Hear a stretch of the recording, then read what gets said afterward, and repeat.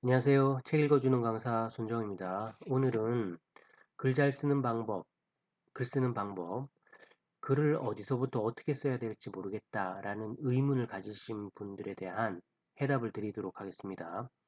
오늘의 주요한 주제는 글 요약인데요. 필사보다 글 요약이 낫다라는 부제를 달아봤습니다. 저는 이렇고요. 많이 책 읽는 강사 유튜브에 많이 소개되어 있으니까요. 이렇고요. 글쓰기 강의나 다른 문의 사항 있으시면 메일 주시면 되겠습니다.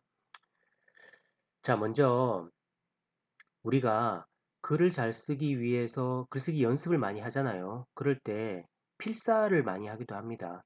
글 잘 쓴 사람의 글을 베껴 쓰는. 그런데 많은 글쓰기 책들, 글쓰기 강사들, 글쓰기 코치들이 하는 말로 필사해봐야 사실은 별다른 도움이 안 된다. 만약에 필사를 하거든 정말로 이 사람이 이러한 표현은 어떻게 했는지, 요 상황을 어떤 비유법으로 썼는지, 이 문장을 짧게 만들기 위해서 조사를 빼고 부사를 이걸 썼어도 됐는데 왜 뺐는지, 이런 걸 의식하면서 필사를 할 경우, 그럴 경우에는 필사를 해도 되지만, 아무 생각 없이 그냥 글만 베껴 쓴다고 글쓰기 실력은 느는 게 아니고요. 그럼 필사보다 뭐다? 필사보다 오히려 잘 쓴 사람의 글, 잘 쓴 칼럼, 잘 쓴 에세이 이런 거를 요약해 보는 게 오히려 글쓰기에 더 도움이 된다라고 말합니다. 그러면 글을 어떻게 요약할 수 있을까요? 그럼 왜 요약을 해야 될까요? 글을 요약을 하실 거면 이걸 권합니다. 저는 여기에 경향신문을 이렇게 띄워놨지만 경향신문도 좋고 여러분들이 선호하시는 아무 신문이라도 됩니다. 거기에 가서 이렇게 오피니언에 가면 오피니언이 보통 사설, 칼럼 이런 것들이 있는 데잖아요. 그래서 그 오피니언에 가시면 이제 칼럼은 칼럼니스트가 쓰는데 칼럼니스트라고 직업이 딱 정해져 있는 게 아니라 거의 겸직이죠. 대학 교수가 칼럼을 쓰기도 하고 의사가 쓰기도 하고 경제학자가 쓰기도 하고 약사가 쓰기도 하고 과학자가 쓰기도 하고 예술가가 쓰기도 하고 하잖아요. 한 달에 한두 번 이제 자신이랑 계약된 신문사의 이제 기고를 마감일에 맞춰서 하는데 오피니언에 가면 그렇게 다양한 칼럼들이 있어요. 근데 그런 칼럼니스트들은 자기가 잘 아는 분야에 대해서 글을 쓸 수밖에 없기 때문에 칼럼을 읽게 되면 다양한 주제를 접할 수 있는 장점이 있어요.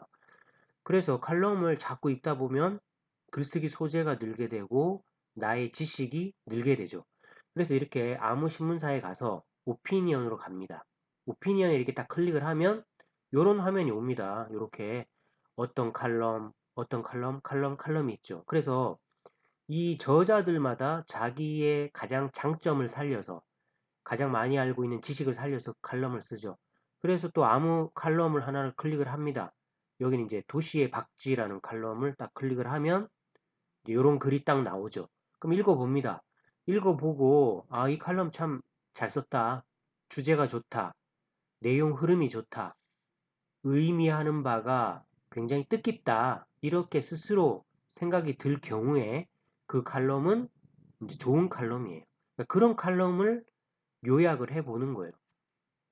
요즘 최근에 인천이라든지 또 경기도 서쪽 지방에 이제 사람이 사는 곳에 박쥐가 많이 나타났다라는 뉴스가 많았잖아요. 그래서 그걸 주제로 이분이 도시의 박쥐라는 칼럼을 쓴 것 같아요. 그래서 썼는데 이렇게 하나, 둘, 셋, 네 달락으로 썼네요.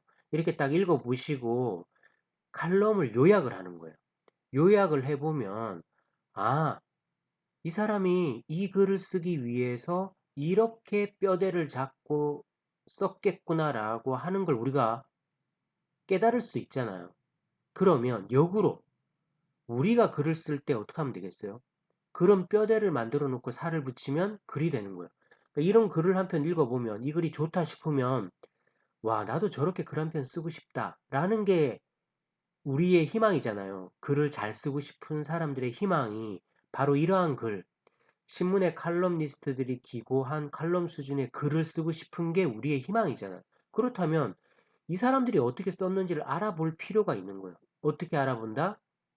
요렇게 알아본다는 거죠. 이렇게 먼저 주제를 찾습니다. 그러니까 저 박쥐의 주제를 찾으면 이거예요. 인간이 바꿔버린 환경에서 인간과 박쥐는 공존해야 된다라는 의미예요. 저거를 읽어보면 왜 박쥐가 도시에 나타나냐 하면 원래 박쥐는 숲이라든가 동굴이라든가 이런 데 사는데 인간들이 그런 곳을 다 파괴해 버렸기 때문에 인간이 사는 곳으로 올 수밖에 없다는 거죠. 그럼 인간이 그렇게 저질러 놨으니까 박쥐가 온다고 뭐라고 하지 말고 그 박쥐하고 공존할 수 있는 방안도 우리가 찾아야 한다라는 주제를 제시하고 있어요. 그럼 이렇게 멋진 주제를 펼치기 위해서 저 칼럼니스트는 어떤 뼈대를 잡고 어떤 소재로 어떤 구조로 글을 썼을까요? 이렇게 했다는 거예요. 도입에다가 박쥐의 좋은 역할, 박쥐의 나쁜 역할을 썼어요. 첫째 단락, 둘째 단락에. 그리고 이렇게 박쥐에 대해서 딱 써놓고 세 번째 단락에 이제 화제 제시를 하는 거예요. 인천에 이렇게 박쥐가 나타났다. 그럼 마무리로. 그럼 박쥐는 적인가 친구인가? 박쥐는 우리한테 좋은 역할도 해서 친구이기도 하고 나쁜 역할을 해서 적이기도 하는데 그러면 그러한 박쥐를 나타나게 한 게 누구냐? 인간이다. 인간이 그랬으니 이 박쥐들과 공존할 방안을 모색하자라는 주제를 제시하는 거예요. 그러니까 이렇게 소재, 이 소재를 달리 말하면 핵심 메시지라고도 할 수 있어요. 그래서 이러한 글을 읽으면 단락별로 큰 소재를 이렇게 찾고 소재 확장은 뭐냐 하면 살을 붙인 방법이에요. 소재에. 그래서 이 작가는 이 중심 소재에 살을 붙이기 위해서 뭐를 더 갖다 썼을까를 찾아보면 박쥐의 좋은 역할은 전 세계 박쥐의 종류, 유익한 5대 생물, 박쥐의 역할 이런 걸로 요 한 단락을 채웠다는 거예요.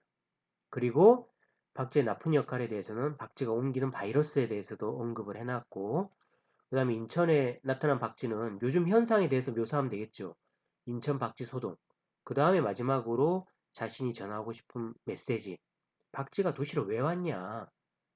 인간 때문에 결국 왔다. 그러니 해결도 인간이 해야 된다라는 메시지를 전해요. 그럼 그걸 위해서 어떻게 했다? 요러한 글의 뼈대를 만들어 놓고 이런 글을 썼다는 거예요. 그러니까 이거를 우리가 자꾸 의식할 수 있다면, 이제 이해할 수 있다면 우리는 다음부터 글 쓸 때 어떻게 하면 된다? 어떤 글에 대해서 첫 번째로 이런 주제를 도출하는 거예요.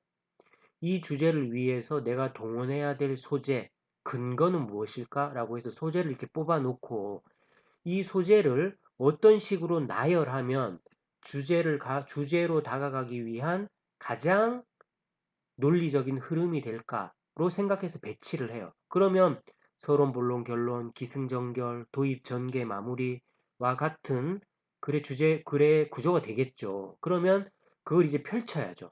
펼칠 때 이걸 위해서 내가 어떤 살붙임을 하면 될까? 소재 확장을 어떻게 할까? 해서 이렇게 딱 스토리보드를 한 판을 딱 그려놓고 요걸 보면서 요 소재 확장된 부분을 하나씩 징검다리 삼아서 풀어가면 한편의 글이 된다. 그러면 이렇게 글을 쓰기 전에 신문 칼럼을 읽고 글 요약하는 연습을 많이 하시길 바랍니다. 저도 지금도 하고 있는데요. 어떻게 하냐? 이렇게 하고 있습니다. 좋은 글이 있으면 이렇게 옮겨요. 옮긴 다음에 이렇게 요약을 해요. 좋은 신문에 칼럼이 있으면 PPT나 워드에 옮기고 이런 식으로 요약을 해요. 이것도 옮겨놓고 요약하고 옮겨놓고 요약하고 옮겨놓고 요약하고 이런 작업을 계속 하시다 보면 어느 순간 작가들도 글을 저렇게 쓰는구나. 작가들은 저 주제를 위해서 이러한 스토리보드를 만들었구나 라는 게 이제 공감이 가면서 그럼 나도 저렇게 하면 되겠다 라는 생각이 들겠죠. 그러면 나도 내가 쓸 글을 위해서 주제를 도출하고 이러한 스토리보드를 만들고 살을 붙여서 이런 흐름으로 엮어가면 한 편의 글이 된다. 그래서 오늘 책 읽어주는 강사는 여러분들이 글쓰기에 대해서 막막함을 갖고 계시다면 먼저 칼럼 요약하기로 시작해 보시길 권해 드렸습니다. 자, 책 읽어주는 강사는 다음에 또 좋은 책, 그리고 글쓰기 강의로 찾아오겠습니다. 고맙습니다.